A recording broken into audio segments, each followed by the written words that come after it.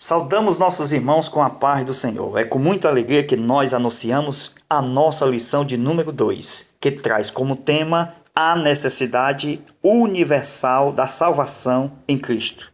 A nossa leitura bíblica em classe se encontra em Romanos, no capítulo de número 1, versículo 18 ao 20 e versículo 25 a 27. Também se encontra no capítulo 2, no versículo 1 e no versículo 17 ao 21. O nosso textuário diz: como está escrito, não há um justo sequer, nenhum. Romanos 3 e 10.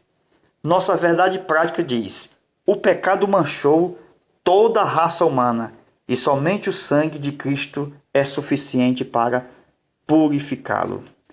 A nossa introdução, ela traz aqui no final dizendo: veremos nesta lição que somente a revelação da justiça de Deus em Cristo Jesus é suficiente para salvar tanto os judeus quanto aos gentios. Então vamos comentar. Aqui nos fala, irmãos, que o ponto-chave da nossa salvação é a revelação de Deus. Porque sabemos que todos pecaram. Não há um justo sequer. Por isso há uma necessidade da salvação e ela precisa alcançar a todos os homens. É neste mistério que é universal, porque todos estão condenados pelo pecado e há só uma porta de emergência e de saída que já nos foi aberta por intermédio do Filho de Deus, que é Jesus, que através do seu sangue os nossos pecados são cancelados. Então nós vemos aqui na introdução da nossa lição que somente a revelação de Deus dada ao homem é que nós podemos chegar à grande chave, ao grande ponto para a nossa salvação. Então, quem deu crédito à nossa pregação? A pregação ela foi iniciada, todos nós sabemos, pelo nosso Senhor Jesus Cristo. Então veja como se iniciou esta tão grande salvação. A salvação veio à humanidade. Jesus foi enviado para salvar todos. E nós vemos Jesus chamando um, depois chama 12, chama 70, depois chama 500, 3.000, 5.000, 10.000, agora somos milhões. Deus enviou o Senhor Jesus Cristo para chamar a todos para ser os seus discípulos. E quando Jesus chama, faz deles discípulos. Veja no caso dos primeiros discípulos a ser chamado. No capítulo 1 do Evangelho de João, nós temos ali 4 pessoas chamadas no momento do início do chamado. Ali estava André, que Jesus o chamou. E André depois chamou a seu irmão Pedro. Depois Jesus chama Felipe e este chamou a Natanael. Então, repetindo aqui os nomes: André, depois Pedro, Felipe e Natanael. Agora vejamos as revelações de Jesus na salvação deles. No texto de João, André diz a Pedro: ele é o Messias, ele é o Cristo. E Felipe, ao ser chamado por Jesus, diz a Natanael: este é aquele de quem escreveu Moisés na lei e nos profetas. Depois, Felipe chama Natanael. E Natanael agora, ao reconhecer Jesus, e Jesus ao se revelar e revelar a pessoa dele, Natanael reconhece e diz: tu és mestre, tu és o Filho de Deus, tu és o Rei de Israel. Pedro somente reconheceu mais adiante, quando Jesus vai à morte, quando vai se entregar por nós. E Pedro tem uma revelação do Pai, direta do céu, quando ele diz: tu és o Cristo, o Filho do Deus vivo. Mas mais na frente, irmãos, nós entendemos, no ministério de Jesus, quando Jesus, ao encontrar com aquela mulher chamada samaritana, veja a grande revelação. Quando ele aparece, a mulher reconhece como simples judeus.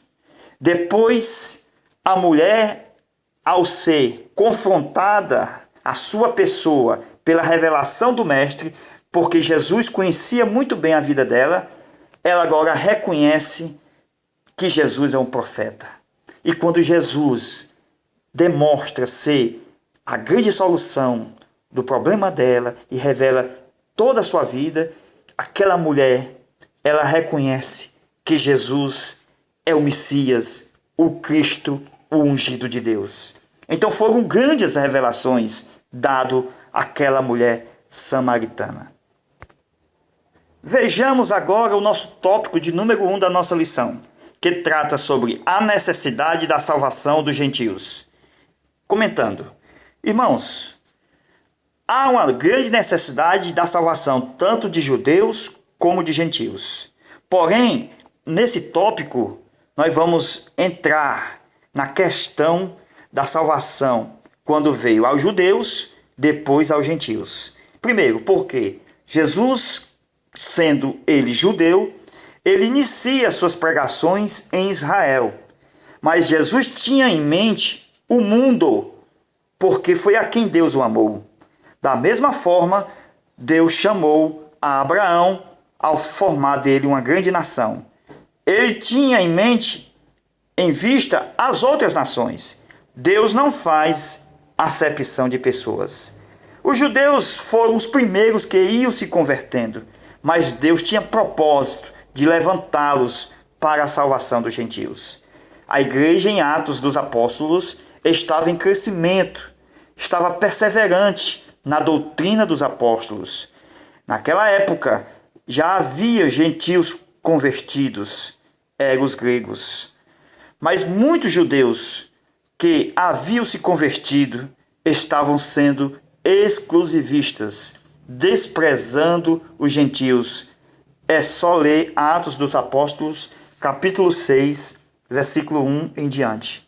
Ora, naqueles dias, crescendo o número dos discípulos, houve uma murmuração dos gregos contra os judeus, porque as suas viúvas eram desprezadas no ministério cotidiano. Então, irmãos, havia um desprezo da parte dos judeus para com os gentios que iam se convertendo. Mas Jesus ia acabar com isso. Logo no capítulo 2 de Atos, o número de irmãos era o menor. Então não havia muito problema, porque até mesmo os 12 apóstolos serviam à mesa.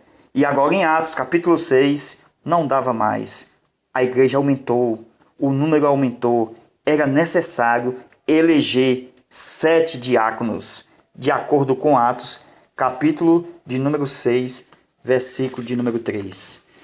Irmãos, com o passar do tempo, Jesus ele ia mostrando a revelação da salvação a todos os homens, inclusive os gentios. Porque Jesus ele tinha dado ordem aos 12 para evangelizarem até os confins do mundo. Mas os 12, eles não saíam nem de Jerusalém. Eles nem em Samaria pisaram. Foi a samaritana, salva por Jesus, que iniciou o ministério da pregação lá. Então Jesus, querendo acelerar a mensagem do evangelho aos gentios, ele dá uma visão a Pedro, de um lençol atado pelas 4 pontas, vinda para a terra. O lençol estava cheio de animais, de todas as espécies, que os judeus não comem. Com isso, Jesus estava dizendo a Pedro: Pedro, você quer ser pregador dos gentios? Pedro, você quer comer esses animais? Pedro, porém, dizia: não, Senhor. E o Senhor dizia: Pedro, você come aí um cachorrinho assado? Você come um pernil de porco assado? Pedro, você come um espeto de cobra assado? Então Jesus estava mostrando todos os animais que é ilícito a um judeu comer. Pedro não entendeu o mistério. Ele disse: jamais, de modo nenhum, Senhor. Irmãos, Deus deu 3 chances para Pedro: mata e come. Mas Pedro não quis. E o lençol com os animais foi recolhido ao céu. Que vergonha para Pedro, porque Pedro duvidou. Irmão, foi necessário o Espírito Santo dizer e enviar os homens até Pedro, que era para ser o contrário. Era para Pedro ter recebido a revelação, ter conhecido a revelação, e ele mesmo ter sido enviado. Porém, foi ao contrário. Pedro era para ter sido enviado aos homens, porém, foi os homens que foram enviados a Pedro. Deus tinha um chamado para Pedro, irmão. Pedro poderia ter sido um grande apóstolo dos gentios, mas este não quis, não entendeu o grande mistério do apostolado. Deus agora parte para o plano B, onde o lençol descerá e onde ele deverá ser aceito. Vai ser aceito na pessoa de Paulo, quando ainda era Saulo de Tarso, quando foi chamado para ser Paulo, o grande apóstolo dos gentios. Paulo fez 3 viagens missionárias, com a 4ª viagem para Roma, de onde ele foi enviado, e ali nós sabemos que a carta que nós estamos estudando foi endereçada aos romanos, da qual nós estamos estudando essa presente lição.